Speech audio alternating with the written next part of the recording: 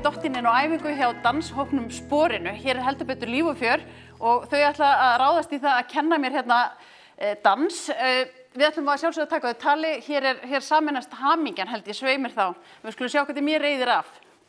Tilbúin?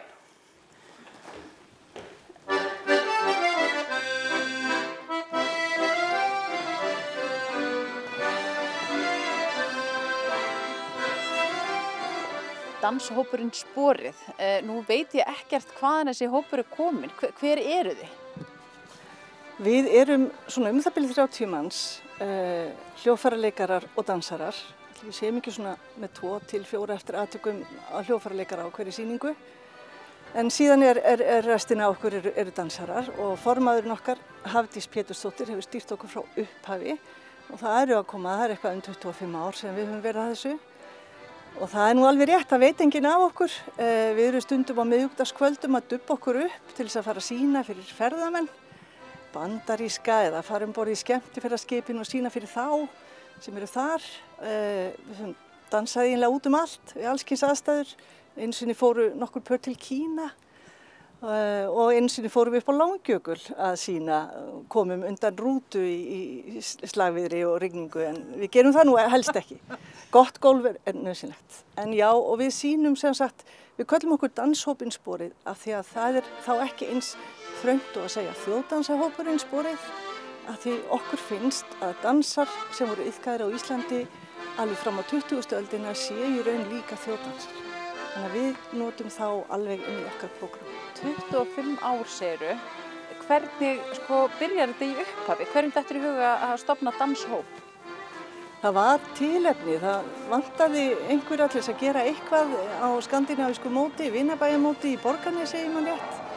Og þá fór Hafdís svona smal í kringum sig og svo hefur hún stýrt þessu sem sagt alveg síðan og Ásrún okkar Kristjánsdóttir sem þjálfar okkur henni sem hægri hönd. Þannig að já, við höfum, ef við segjum fyrir og eftir faraldur, þá fyrir faraldur þá vorum við að sýna svona 30 til 35 sýningar á ári og núna erum við búin að bóka hjá okkur svona 20 fyrir árið 2022 og við vonumst til þess að það komi engin ababolla eða eitthvað til þess trufla okkur.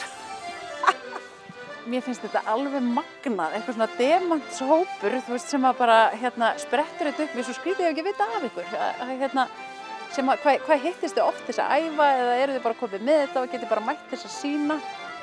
Nei, við æfum, það regla hjá okkur að æfa alltaf fyrir sýningu, þá rennum við yfir dagskrána sem eru kannski segjum 6 dansar en síðan æfum við yfirleitt eftir áramótinu fram í maí þegar sýningarnar byrja fyrir ferðamennina.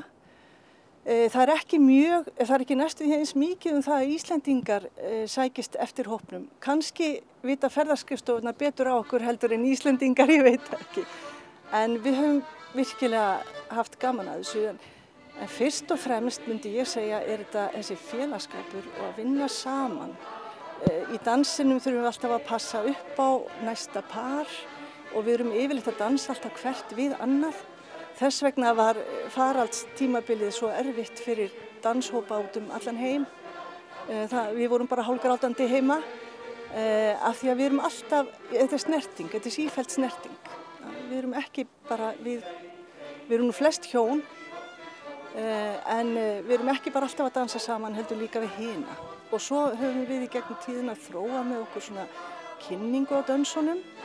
Og við höfum dansað til dæmis fyrir Þjóðverja og kynnt á þýsku eða ensku, jafnvel frönsku með góðri aðstoðkynningafulltrúum borð í skemmtiferðaskipum af því að það er ekki okkar besta lið en og auðvitað á íslenskunni okkur finnst það skipta svo miklu máli að hafa stutta kynningu undan því fólk nýtur þess miklu betur að sjá hvað við erum að gera af því það veit meira.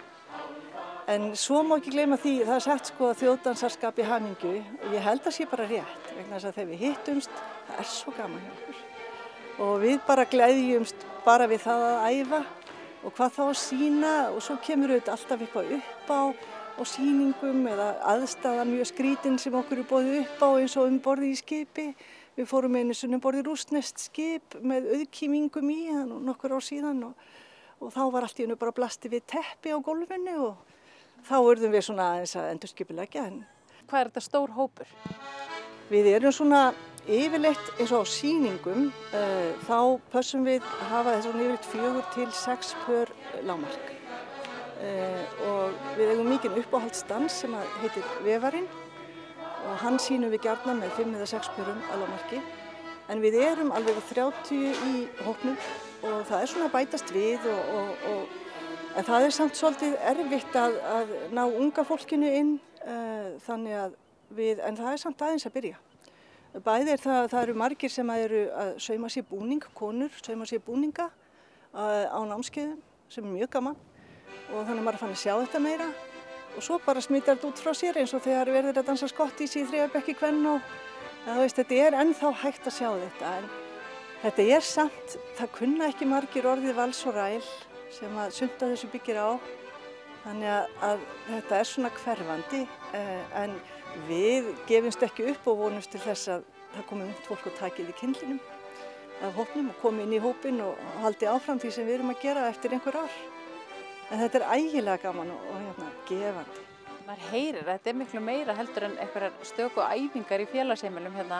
Þetta er bara alveg heljarinnar mál en óbúslega skemmtilegt. Nákvæmlega og gleðin hjá fólkinu.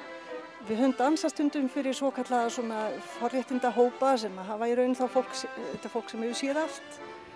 En það sem það sér, þegar það sér svona hópdansa, þetta er bara venjulegt fólk að gera eitthvað sem fólk hefur gert og það hrífst svo. Það stendur upp jafnvel og hrópar og klappar og fólk sem hefur verið út allan heim. Og það náttúrulega gefur mjög mikið.